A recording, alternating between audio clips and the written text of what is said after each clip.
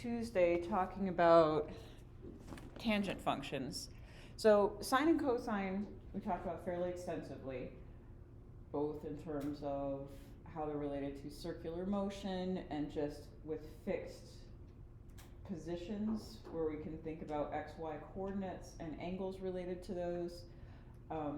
The sine and cosine pieces in a circle. Let me just draw something kind of circular.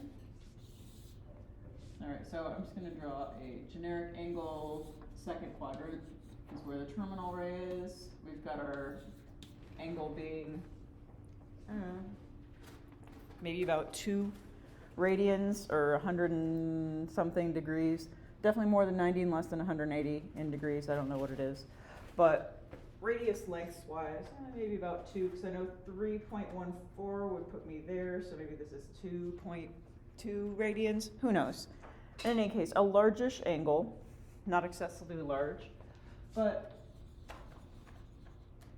the coordinate point where it intersects a circle, and let's say this circle has a radius of r units, so that this point is at r comma 0, and that would be 0 comma r, whatever. The relationship between x, y, and r we talked about in terms of sines and cosines. So we said we can talk about the sine and cosine being ratios of these horizontal and vertical values. So the y coordinate is how far you are above the horizontal. The x coordinate is how far you are to the side of the vertical. In this case, it's to the left, so we'll also call that negative. It's not just a how far. Sine and cosine values can be positive or negative too. So in any case, at that spot there, I'm to the left of the vertical and I'm above the horizontal. I know I have a negative x value and a positive y value, but I can say that y is a scaled up version of r times the sine value of that angle. Or alternatively, I could say like the sine of the angle is y over r if you wanted to get the sine by itself. Or I could say theta is, and solve to get rid of sine. This can be rearranged a whole bunch of different ways, just depending on what you know. But I could express this point then in terms of something comma r sine of theta. Or I could express that coordinate point instead of x and y coordinates. I could talk about how far it is from the origin straight line wise, like distance formula wise, and the angle that it is away counterclockwise from the positive x-axis. So the x and y values can be determined. If I know an angle, I can do these computations. If I know an angle and a radius length, or an angle and a distance, straight line distance away from the center of a circle, or away from just the origin in general, regardless of whether I've drawn a circle or not, I can determine x, y coordinates and state them in terms of r's and thetas also using the sine and cosine functions, cosine for x and sine for y. And the other piece we talked about also just distances, if I'm interested in how long that distance is. In radius lengths, it's just theta radius lengths away. If I want to talk about how long it is in feet or inches or miles or millimeters or whatever, I need to know what I'm measuring this distance away from the center in, some sort of length unit, and then again scale that up. I'll call this length S, which is pretty standard for arc lengths. It's just whatever that radius length is in length units times the angle in radians.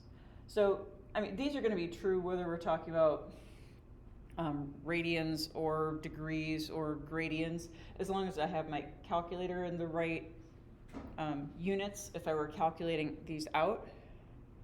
But I could, these three pieces work together very well to solve lots of problems related to angles, circles, triangles, lengths of various sorts. But we started talking about tangent function at the end of class on end of class on Tuesday. Today's Thursday. And a tangent function, you don't need it to solve these things, but what it gives you is a different value that sometimes is useful on its own. It's never like necessary for doing the sorts of computations we've done so far. We can always do our computations in terms of sines and cosines and angles and lengths and radii. But specifically, tangent is a direct relationship to the slope of that line, to the slope of this terminal ray. So in terms of that definition, the tangent of an angle theta is, well, in terms of this, where it's a slope between 0, 0 and some point. I don't have to write change in y over change in x is always going to be a minus 0 over minus 0. So I'm going to write y over x. It is a slope, but it's a slope between some mystery point and 0. So this subtracting 0, it is really just a slope computation. Rise over run, change in y over change in x, whatever you want to state that as.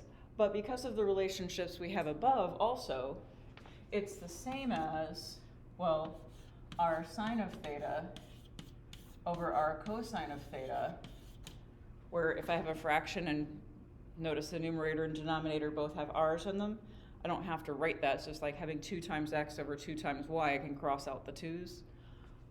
It's our sine of theta, our cosine of theta, which is the same as sine of theta over cosine of theta. Now, I don't want to cross out the thetas here, just an algebra point that I want to make, because I've seen people do this a lot if you're like in a hurry and thinking about reducing. I can't reduce this because theta isn't a factor of the top. This is sine of theta. Theta is an input to a function in both the numerator and denominator. It's like having square root of x over cube root of x. You can't like cross out the x's and just have radical signs left with nothing there. Sine and cosine without an input afterward it's not something that should be part of an equation. It always needs to have some sort of input, whether it's an x or a theta or a t or whatever.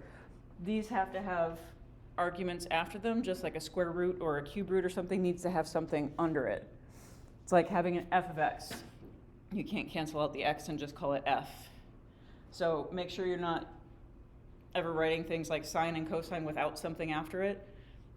Sometimes I don't write the parentheses. Sometimes if it's just a single term, just kind of like other sorts of expressions you've probably written before, like 2 times x.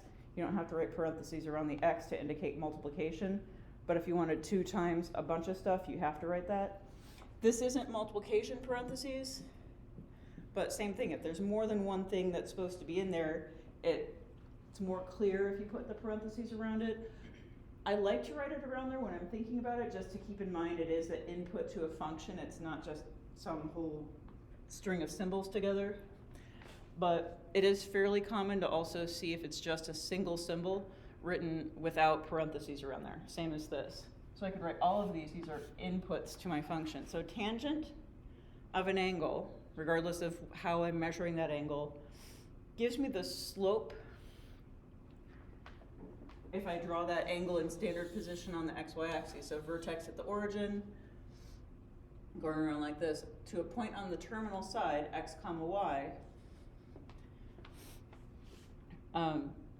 The slope, which would be computed by this, y minus 0 over x minus 0, is the tangent value.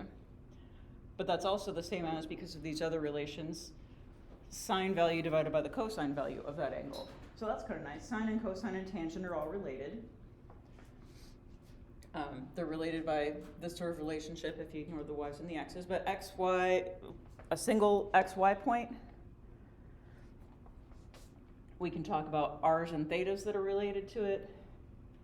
And if I know r's and thetas, I can find an arc length between that spot and going around. I can talk about slopes. So just a little bit more about tangent function then today.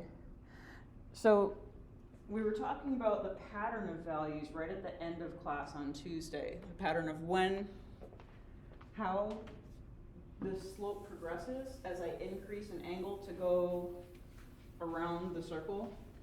So as theta increases from 0 to pi over 2 to pi and goes through all 4 quadrants, if I just think about, well, I know as if I'm in the first quadrant, think about what's the slope of a line that goes through those quadrants. And I believe, is that earlier up in here? Oh, I know where it was. That was in the, in the lesson, or the investigations. If I think about a line that goes through the origin and out through point A, B, C, D, E, F, G in order, and think about what happens to the slope, it's positive at each of those stops along the way. We don't have to compute them. I don't want to go through computing those different slopes. But as I compute them, it gets to be a larger and larger and larger positive number. By the time I'm at I, it's like just counting units here, that's over 2, but up 1, 2, 3, 4, 5, 6, 7, 8, 9, almost 10. So by point I there, if I have a line going through 0, 0, and point I, my slope is about 10 over 2 or 5, right? Goes from a slope of 0, slope of, well, not very much, maybe 1/5. Maybe midway through this quadrant, about point E or F looks maybe kind of in the middle. I have a slope of 1 at 45-degree angle. Diagonal through each of the squares sorts of lines would have a slope of 1. By the time I'm the closest letter to J, I'm going to have a slope of about 5. But by the time I'm at point J, exactly vertical line, we have an undefined slope. So through that first quadrant,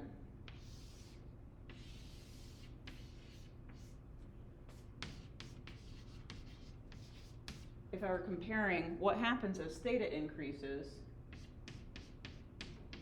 from 0 up to pi over 2, when my slope starts at 0, by the time I'm halfway through that quadrant, which would be at pi over 4, 45 degrees, halfway through the first quadrant, I'd have the slope of 1, equal xy coordinates. By the time I'm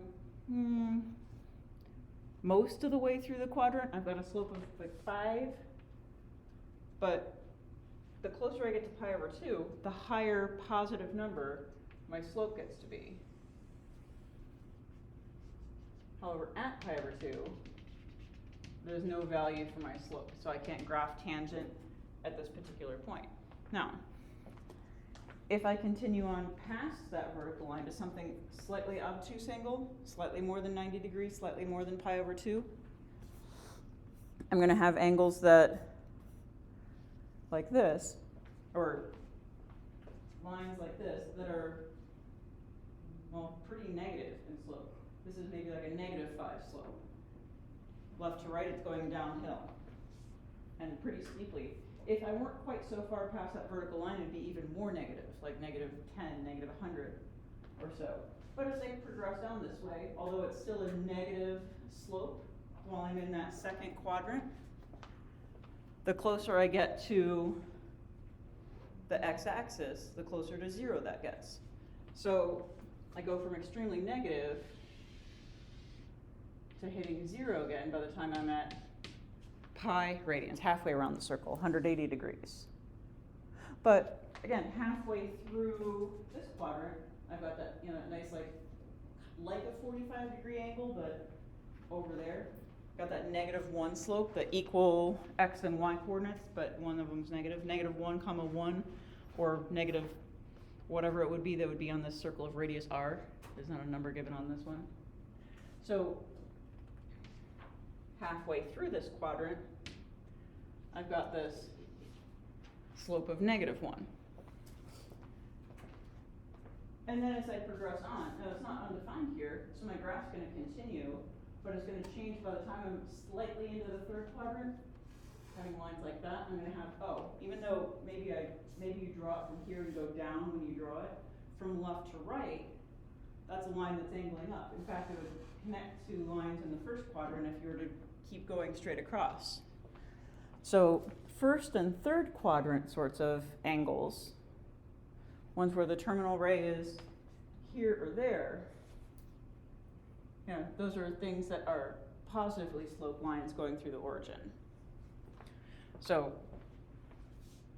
in fact, I'd start to have all those same sets of values again, where if they get too close to that negative y-axis, 3/4 of the way around the circle, 3 pi over 2 or 270 degrees.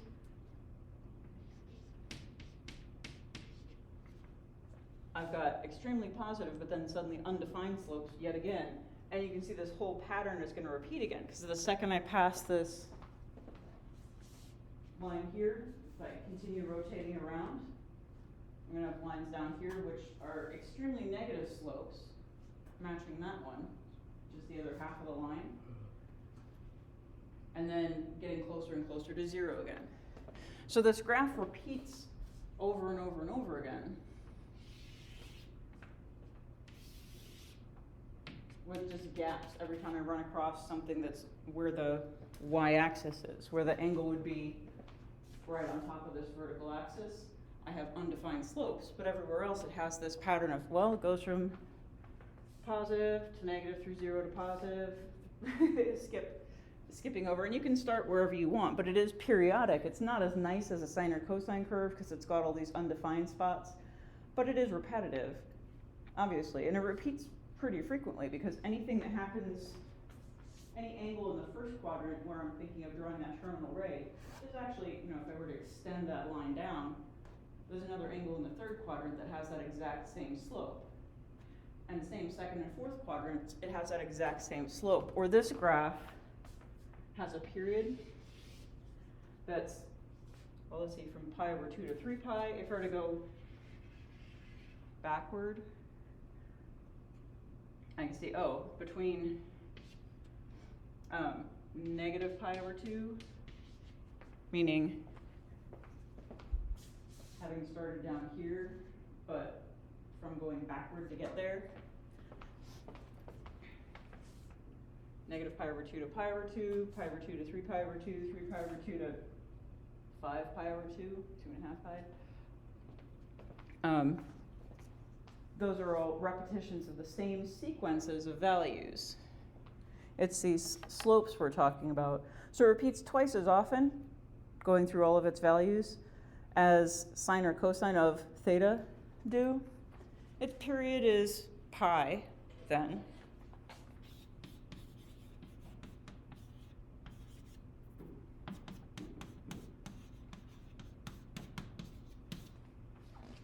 And you can, you know, between any two values that are pi units apart, you can say, oh, that's one period of tangent.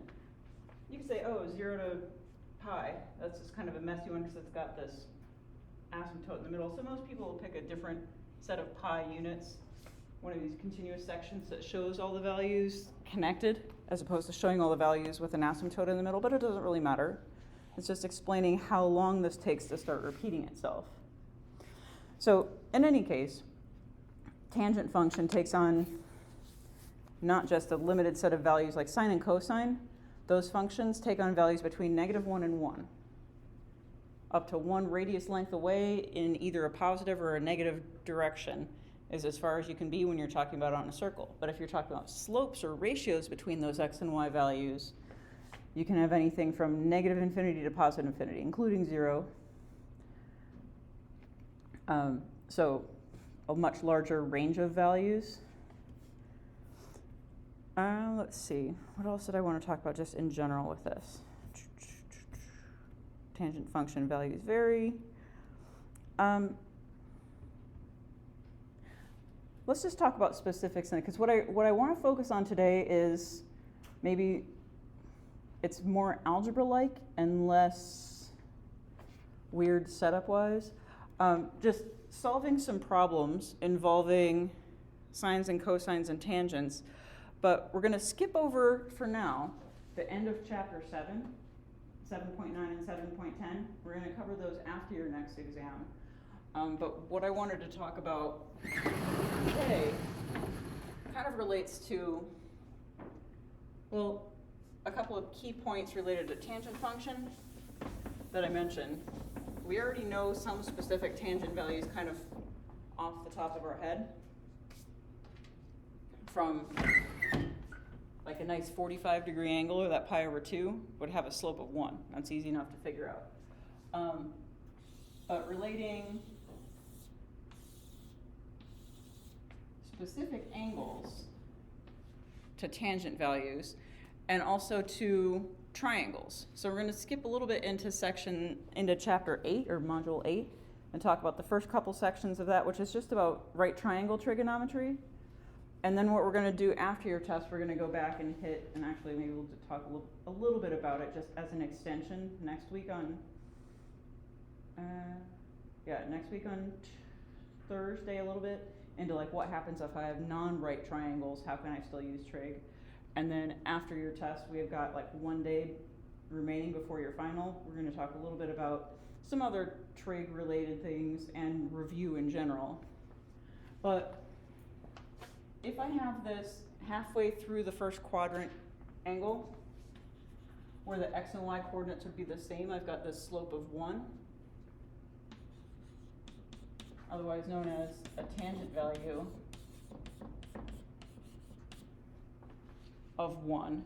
This angle in degrees, it's 45 degrees, or in radians, it's pi over 4 radians, right? Half of pi over 2, or an eighth of a circle. So the tangent of that angle is 1. On a calculator, there's a way to solve for the angle. We haven't been talking about solving for angles, but there's also, just in terms of where is this point, the x and y coordinates are the same. Or if I were drawing this without the circle, if I were just drawing the triangle part of it, meaning here's the center of the circle, here's that point on the circle, the radius, whatever length I give it, is here. If those x and y coordinates are the same, this is a type of triangle you probably talked about in geometry class many years ago, whenever you might have taken a geometry class, maybe middle school, maybe high school. But if those two sides are the same, this is an isosceles triangle, it's called an isosceles right triangle, and I could, for any side length, I could find this corresponding hypotenuse with Pythagorean theorem, or given the hypotenuse, since these two are the same, I could solve for those also. So let's say that this is the point 1, 1, just to pick something easy to look at. I could find, I know what the angle is, because that was the given part. If those are both the same length, then this is an isosceles right triangle, whether I call it 45 degrees or pi over 4 radians. This angle is that angle there. Well, pretend it looks even. But I could find that hypotenuse, or the radius of the circle then, using Pythagorean theorem, right? 1 squared plus 1 squared equals this. And if we solve for it, 1 squared plus 1 squared, take the square root, would be square root of 2, right? So what that means is, with this particular angle, because it fits with a particular easy to deal with triangle that you probably even saw before, long before you were talking about trig, I can find, I had m written there, and that looks confusing, so it looks like it was the radius. I could find all the sine and cosine values for this angle, because if I know the xy points and the radius that corresponds to those, x, y, and r, that allows me to find sine and cosine. Tangent, I could have found already. In fact, that's where we came from. But this angle then, this 45 degree or pi over 4 angle, I can express the sine, cosine, and tangent of that angle. So that's nice.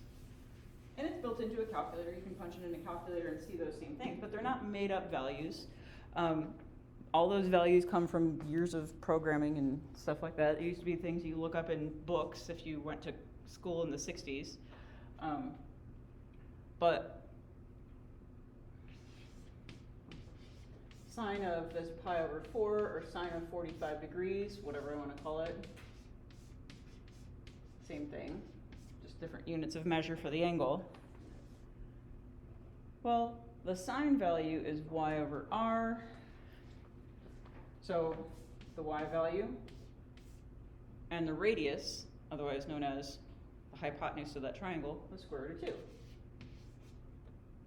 Right? And the cosine, the x value is going to be the same thing. So the x and y values of that, not the x and y values, the sine and cosine values of this point are the same thing. They're both 1 over square root of 2.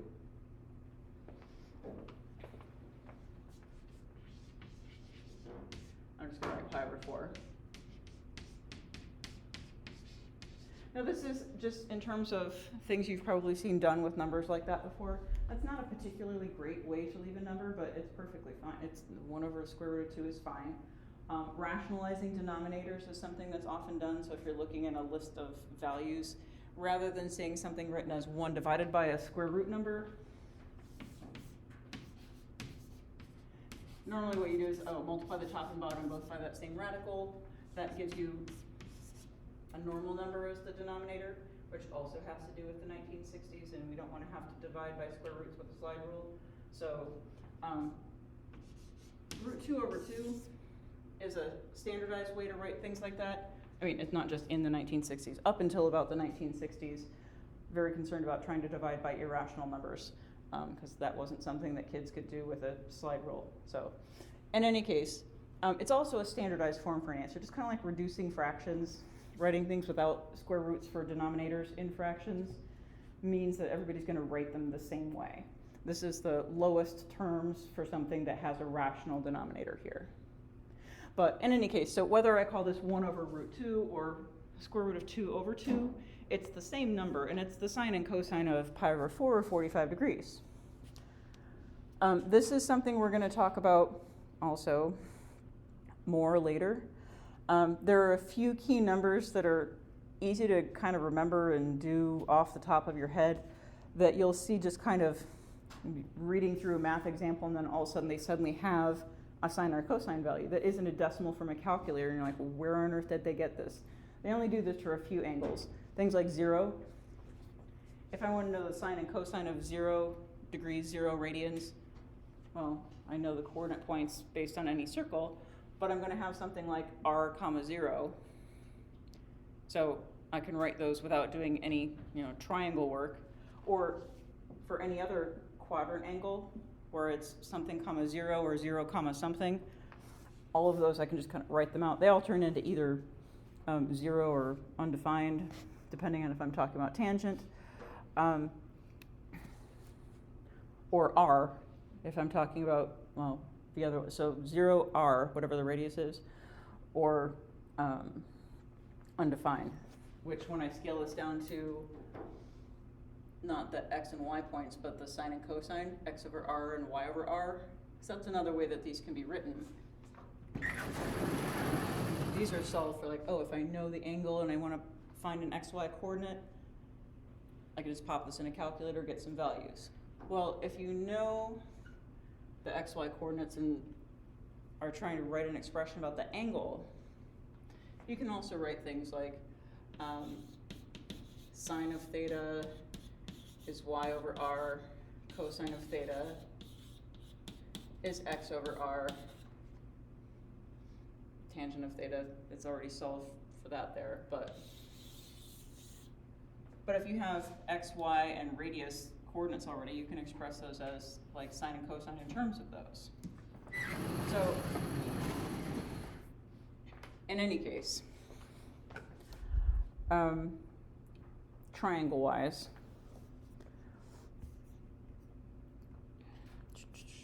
I'm done with these. I just have this old stuff sitting on there. But sine and cosine of 45 degrees sorts of things, pi over 4, that's something that shows up a lot as just like all of a sudden this square root of 2 over 2 will show up. You're like, how did they get that? How did they turn a decimal in their calculator into that? They didn't. It came from this triangle that we know enough about to do some geometry, and that's where all of the values come from. But Just this one's easy enough to just point out. People know isosceles right triangles. There's only one other triangle that you'll ever see this done with in general math classes, and that's half of an equilateral triangle, which is also something you might have talked about in a geometry class. So equilateral triangles, 360-degree angles in them. Stop breaking my chalk.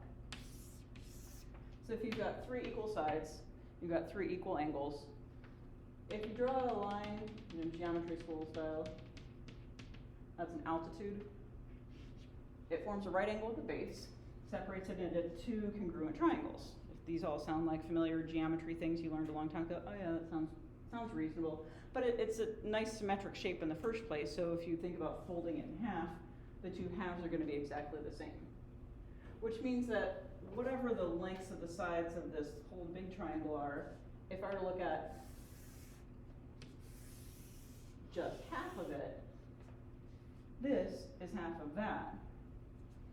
And much in the way that when I know exactly what these two sides are, I can find the hypotenuse. Well, if I pick these two, they're not the same as one another, but like, to have whole numbers, let's say this one's 1, then that one's 2, or if this one's 2, then that one's 1. And that's 2 out of 3 sides of a right triangle, therefore we can find the length of this other side with Pythagorean theorem. I'll call it y for now since it's drawn vertically, but 1 squared plus y squared equals 2 squared. 4 minus 1 is y squared. So this length here is the square root of 3, that altitude length. Or more geometry stuff, I could make this triangle bigger or smaller, multiply or divide the 3 lengths to make similar triangles, scale it down, scale it up by any factor I want. But if I drew this in a circle, there's a right angle there, but there's 2 other angles. The original angle of an equilateral triangle, all 3 were 60. This is half of one of those. Or if you remember, the 3 angles in a triangle have to add up to 180 degrees. That means there's 30 left for that one. Let me redraw a triangle, or a circle here. If I'm talking about 30-degree angles or 60-degree angles, let me just draw a 30-degree angle. Meaning, let's say I have my XY point like this, but oriented so that I've got my 30 degrees, which is 1/3 of the first quadrant, or pi over 6, 1/3 of pi over 2, as the angle. Then, in terms of relationship to that, now if I say that, okay, the radius is 2, this is the radius corresponds to the hypotenuse when we're drawing these, because the x and y are the things that form the right angle. So this is if this is my hypotenuse of 2, then this is my square root of 3, and this is my 1.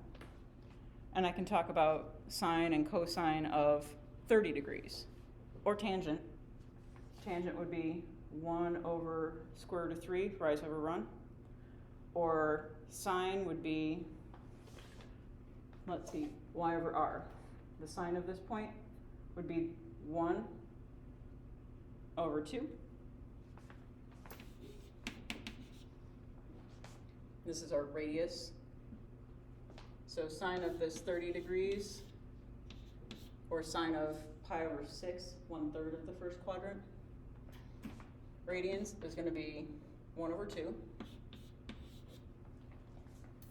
Meaning, like, looking at this picture, you can maybe even see that the height here, the y value, is half the way to the top of the circle. Looks kind of to scale. I have it drawn diagonally here that this is 2, but straight up is 2 units. So if I meant this height, that's halfway. The sine value is half if I've gone 1/3 of the way through the first quadrant. Cosine value of that same 30 degrees, that's talking about the horizontal position. So root 3 is the horizontal over 2, the radius. So root 3 over 2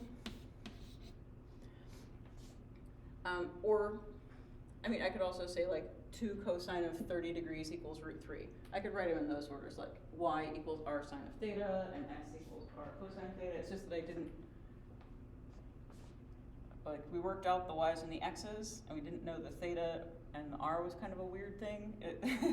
So you can write these in whatever order you want, but in terms of sine and cosine values of angles, 30 degrees, 60 degrees, which is just tip this triangle at a different angle, like flip it around so that the 60-degree angle's here instead of being out there. We have the same sets of values.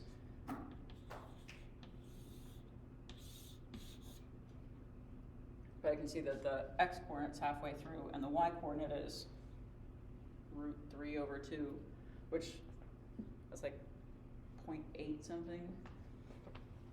But 30, 60, and 45 degrees, or their equivalent in radians, which is pi over 3, pi over 6, and 45 degrees, or pi over 4. I didn't say those in corresponding order.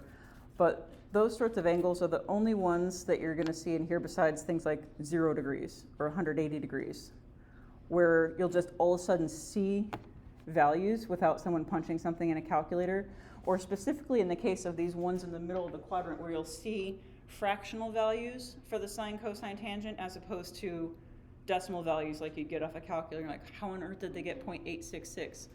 Oh, like I got 0.866, they got this. How do you turn it into that fraction?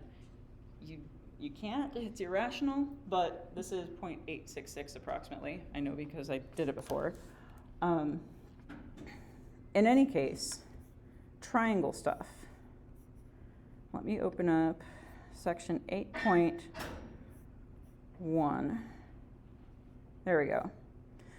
So the first section, the first portion of this 8.1 investigation is the whole idea of imagining if I have a triangle, a right triangle, and I know some of its measurements, how I could place it into a circle and use some of the relationships we already have. Yikes, I just clicked on something and I'm not quite sure what. Let me try this again. So, where do I want to go? Oh, I know what I'm thinking of. I'm thinking of the homework. Like, the lesson in here is much more clear. 8.1 lesson. There we go. I was looking for this diagram. If I can make it a little bit bigger. Come on. Make my cursor bigger. There we go. So this is the 8.1 lesson that's due tonight. Maybe you already looked at this, but in terms of our triangle, I hope that this looks, triangles and circles, I hope this looks familiar, what we were just kind of talking about, how you can imagine that you can draw a full right triangle as opposed to just drawing the terminal ray, which is the hypotenuse of a right triangle, into a circle, and then think about these trig functions, both with their, in terms of their relationships to circles, but also with relationship to triangles. So the slope of that terminal side is the tangent function value for the angle, but that's also the slope of the hypotenuse of a right triangle if you draw it in like this. So where the x and the y are the two perpendicular sides of the right triangle are going from the origin up to that xy point along the axes. And you can do x first and y later, or y first and x later. But if I go this way, I'm going to have one side on my initial ray, the x side on the initial ray of the angle, and the hypotenuse as the terminal side. So that if I lay these out the same every time, I have a standardized way to translate between triangles and circles. So if I imagine wherever my angle is, it's going to be between the x-axis and that terminal ray. I'm going to also imagine my triangle being between the x-axis and that terminal ray. So in the first quadrant, which is the sorts of things that are going to be dealing with actual right triangles that have theta as an angle inside of them, in the first quadrant, I can see that the x length is always going to be alongside the angle, whereas the y length is going to be this length that's opposite in the triangle, across from that angle. And so if you did talk about trig before, you might have talked about these adjacent and opposite sorts of definitions. SOHCAHTOA, that sounds familiar. But sine, in terms of a triangle, that's the SOHCAHTOA, if that's not familiar to you. It's just an acronym to remember what to do in a right triangle to get your sine, cosine, and tangent values. Sine is the opposite over the hypotenuse, which the sine of an angle, if you draw it in standard position in a triangle, that's this length over that length, which that'd be the vertical side, corresponding to then the y-coordinate of that point, over the length of the hypotenuse, which is the radius. So it's still y over r, but you can also think of it as opposite over hypotenuse. And by opposite, I mean opposite from the angle, not a part of the angle, because for any angle in a triangle, two of the three sides are part of the angle, and the other one's across the triangle from it. Similarly, cosine, CAH, since your cosine is adjacent over hypotenuse.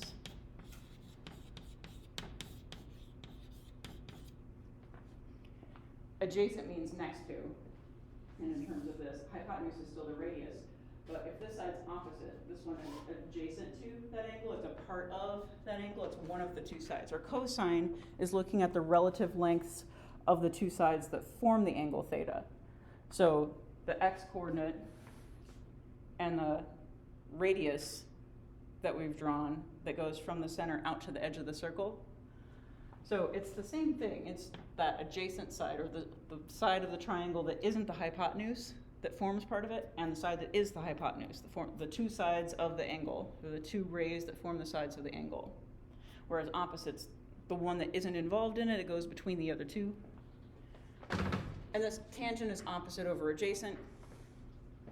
Well, the tangent of this angle is the length of this opposite side, the y-coordinate, over the length of the adjacent side, this x-coordinate, which is 4. It's drawn up there so it doesn't get mixed in with the radius.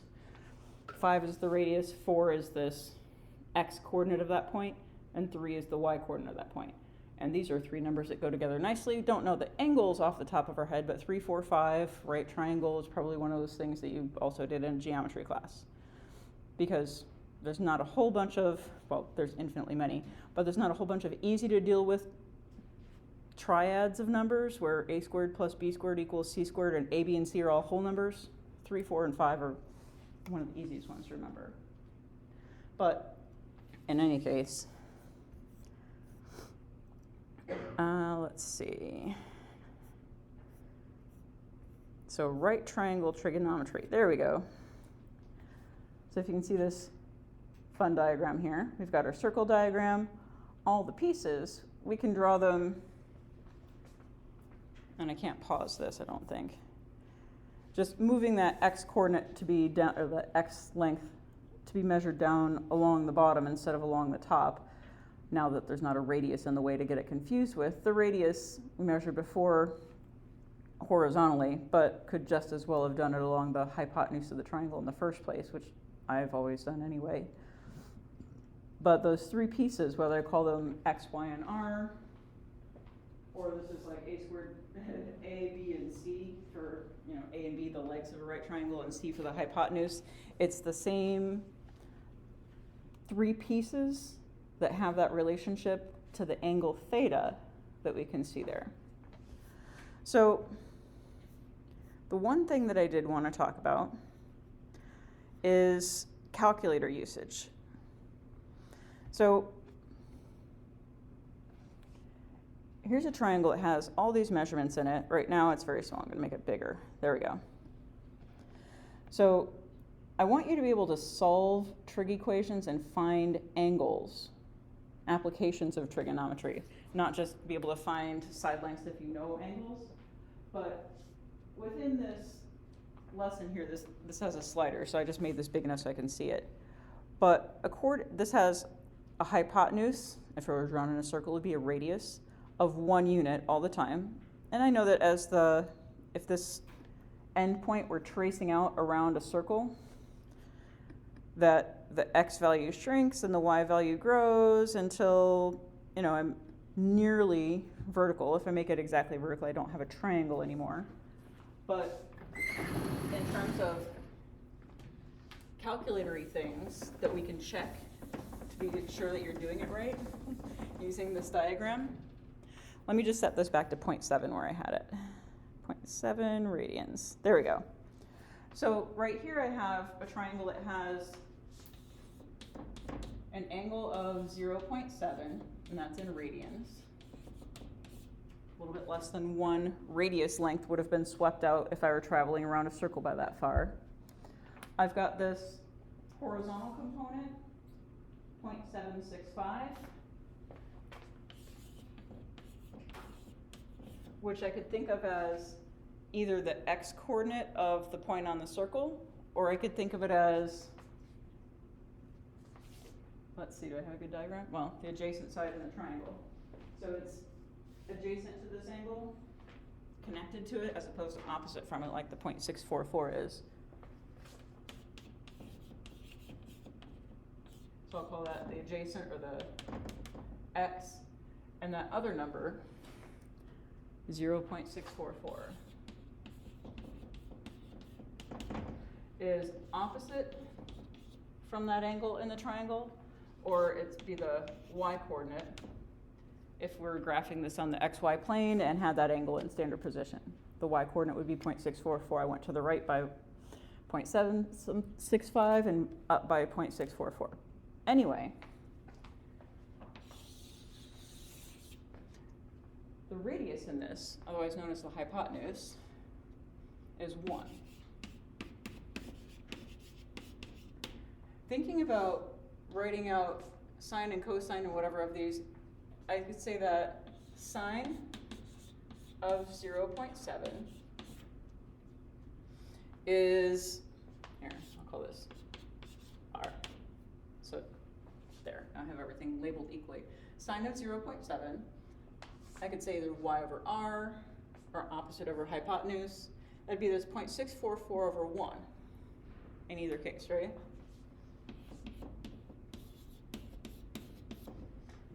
If you have a calculator with you, check to make sure that you can get this result.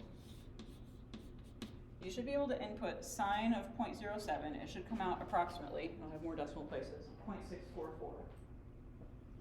If you're getting 0.644, that means that your calculator is in radian mode and you're set to work with radians. But I also want to deal with some degrees in a minute, because I need you to know how to switch back and forth between radians and degrees on your calculator. You shouldn't have to do unit conversions to use your calculator.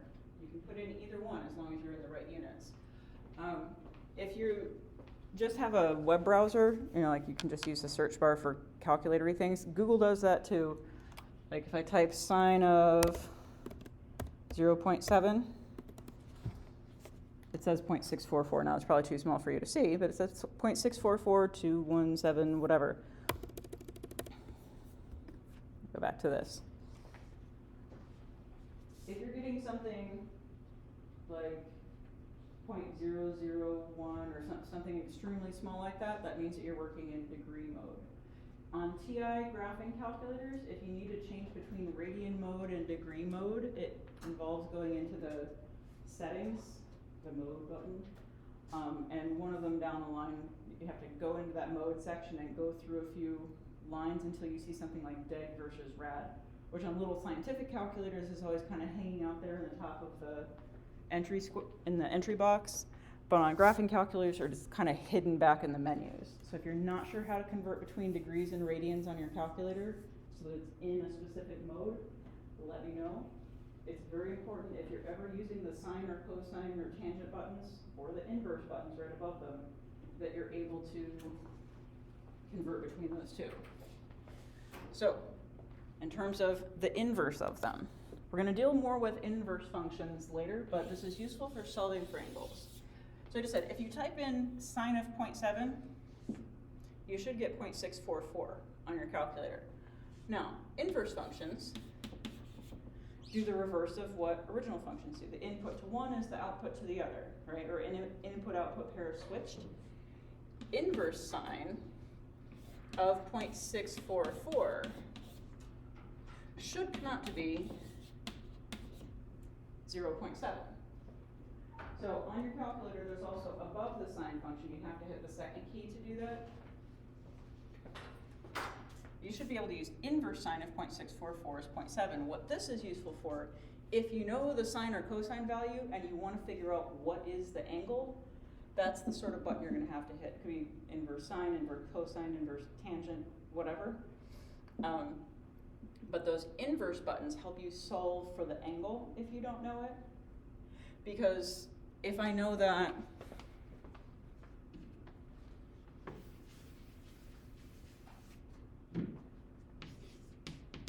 sine of theta, some mystery angle, is 0.9, I should be able to figure out what theta is. There's got to be something where the ratio of vertical to radius is 0.9 in a circle. I just don't know precisely where it is. If I need to know what theta is, I would do inverse sine of that 0.9 to get it. It's kind of like if I have a square root, I square both sides, or if I have a x squared, I take the square root of both sides. Sine and inverse sine are inverses of one another. So one undoes the first. If you see an equation written like this, if you want to solve for theta, you don't get to divide by sine because, again, it's not multiplication.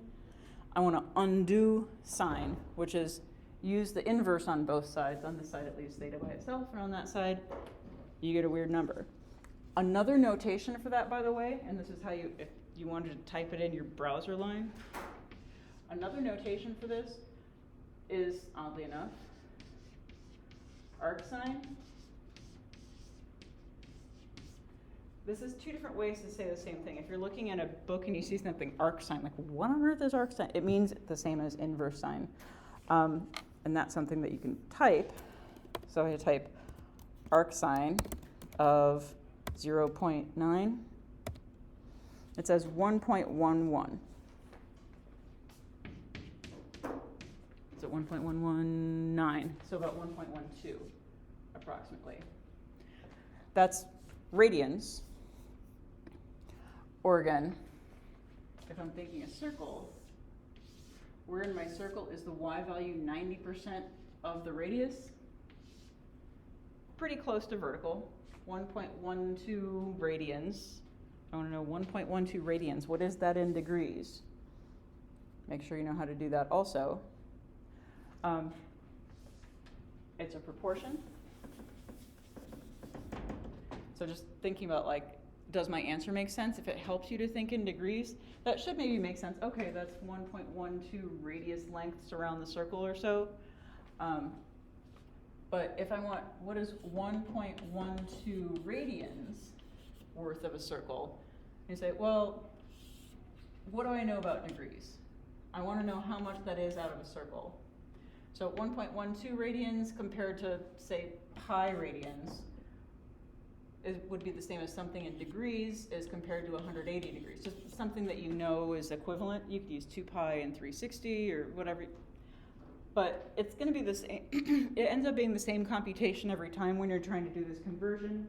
But you don't have to memorize it if you just say, like, well, it's a proportion of the circle. Because that's how we measure angles, remember, is through what portion of the circle we have, which is designated 2 pi radius lengths all the way around, geometry formula, so we'll call radians based on that. 2 pi radians is all the way around.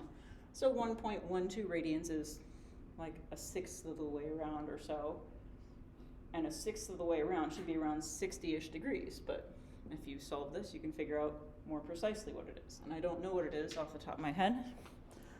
But to solve this, 1.12 times 180 and divided by pi, we get a nice number of some sort. Nice. But somewhere 60-ish degrees should be an answer for that. Just because I know, like, how I estimated that. It's like, oh, it's 6.28, 2 pi radians is all the way around. This is about 1/6 of that, so I'm going to go with about 1/6 of 180 because it's divisible by 6. So, divisible by 6, oh, should be about 30 then, yeah? No, should be about a third. This is about a third of that. This should be about a third of that. So about 16. So in any case, where was I going with this? Oh, you can use inverse functions on the calculator, inverse sine, inverse cosine, inverse tangent. If you have a relationship between a sine or cosine function and some numbers written out, like whether you saw a triangle and you're trying to figure it out, like if this wasn't listed and you're trying to find it, whatever it might be. So let's see. Here we go. This is in the middle of the 8.1 lesson someplace. It's actually close to the end. So this diagram has a triangle with an angle measuring 68.755 degrees. The hypotenuse is 2.8 inches. And it says, given that sine of 68.755 degrees is 0.932, and the cosine is 0.362, we get to answer these questions. Now, what I wanted to actually do with this is solve for x and y using this, because we have calculators. If you know these sine values off the top of your head, that's great. This one is not one you should know for any reason, but they gave them to us.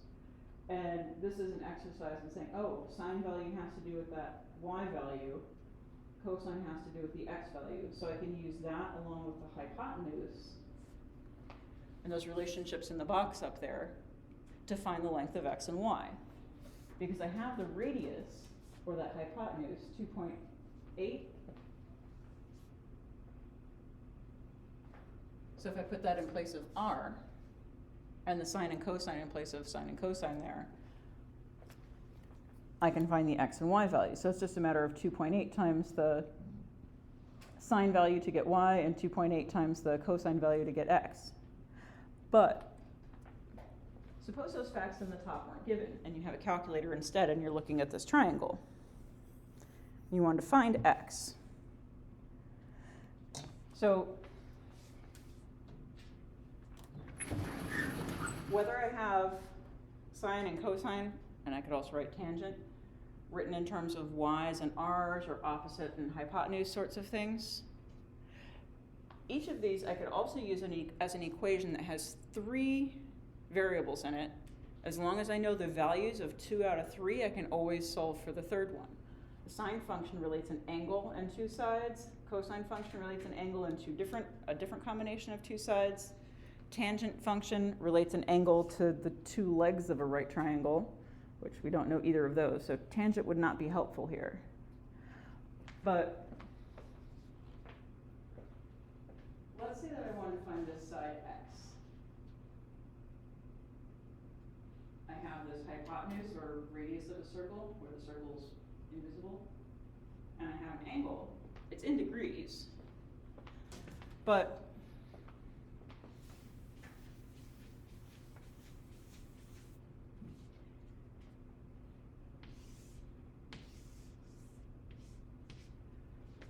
if I have an angle that I know, 68.755, and I have a side length that I know, 8. Let's say I want to find x, the bottom side there. There is a trig function that relates this specific combination of things, 2 sides and an angle. This side, that side, and that angle, this is adjacent and hypotenuse relative to this angle, or the x-coordinate and the radius related to this angle. Regardless, that would be a cosine function. So cosine of 68.75, or 755,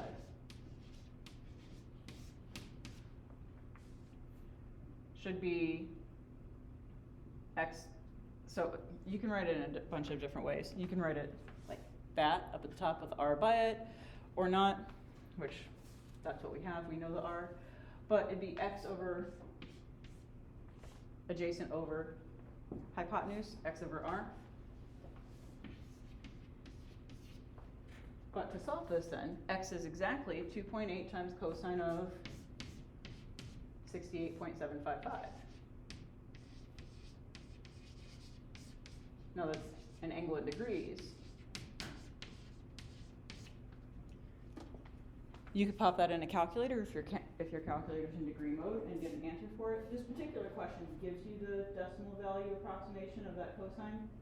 So it's just, 2.8 times 0.632. But the idea is that if I pick any two knowns plus an unknown from a triangle like this between side lengths and angles, there's a trig function that matches up with those. And this one, it's cosine that matches those three pieces together, an adjacent side and a hypotenuse within a triangle, or the x value and the radius. If I had a circle drawn and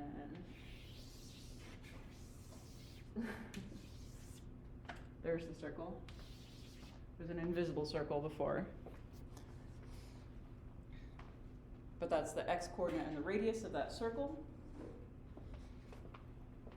That are the two sides, and of course the angle. But in any case, triangle trig problem solving is what section 8.2 is all about, and that's the homework that's due a week from today. So we have lots of time to look at this.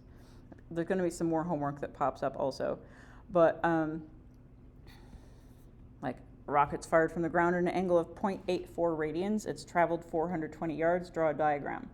We're going to talk about some more with us on Tuesday next week about the drawing diagrams and make sure you have the angles labeled properly from the descriptions. But as I said, the test that we're going to have, which is a week and a half from now, test we're going to have those diagrams for probably 80% of the questions already drawn. But if there is not a diagram, instead of looking at a question like this, like, what do I do with this number and that number and the other? Draw a diagram. Let's talk about a rocket launching someplace. So it's a physical occurrence. Say, okay, it's launching at a certain angle, so that's relative to the ground. How do I draw that? Where's this 420 yards go? And how many yards horizontally from where it was launched? What is that talking about? Well, and this is what we're going to talk about some more next class. If I say that this rocket's launched at an angle above the ground, say, okay, well, even if this isn't to scale, here's if my ground is horizontal, we'll assume it's horizontal ground, so it wasn't launched from 0.9 radians from the side of a mountain or something. But I've got 0.9 radians. It's traveling through the air, right? So it's traveling this way. It says it's traveled 420 yards, almost the same. And then it wants to know how far relative to the ground has it traveled.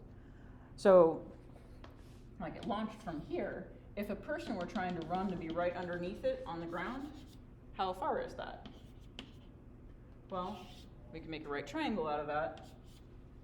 And this would even be an angle in standard position the way I drew it, where I've got, here's the positive x-axis. I've gone up by 0.9, so I'm looking for this x-coordinate when I know my radius is 420 and my angle is 0.9. Looking for an x-coordinate, we just did that here, would involve a cosine function.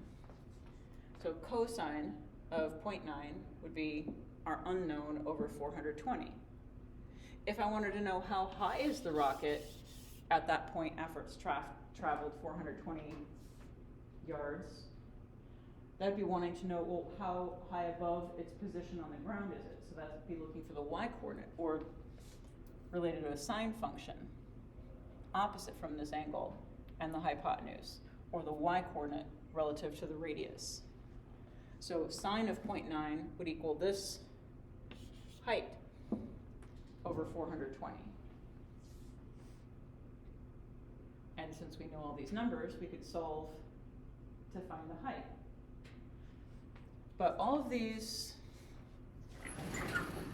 trig equations, they just end up being a fraction equal to a trig expression of an angle.